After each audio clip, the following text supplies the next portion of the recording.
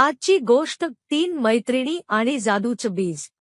एक गावात 3 जिवलग मैत्रिणी राहत होत्या, मनस्वी, शांभवी आणि ज्ञानदा। त्यांना रोज शाळा संपली की एका मोठ्या वडाच्या झाडाखाली भेटायचं आणि वेगवेगळ्या गोष्टी बोलायच्या। एके दिवशी खेळताना त्यांना जमिनीवर एक चमकणारं बियाणं सापडलं। हे बघा, हे काहीतरी खास दिसतंय, शांभवी म्हणाली।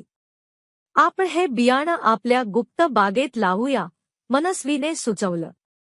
त्या तिघींनी मिळून गावाच्या बाहेर एका छोट्या मोकळ्या जागेत ते बीज लावलं आणि रोज तिथे पाणी घालायला लागल्या। काही दिवसांनी तिथे एक छोटंसं पण चमकणारं रोपट उगवलं। हळूहळू ते झाड मोठं झालं आणि त्याला रंगीत फळं यायला लागली।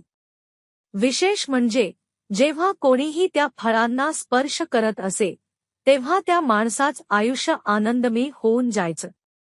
हे तर जादूचं झाड आहे, ज्ञानदा आनंदाने ओरडली। त्या झाडामुळे गावातली सगळी मुलं आनंदाने नाचू लागली। गावात हास्य, मजा आणि ज्ञानाचं वातावरण तयार झालं।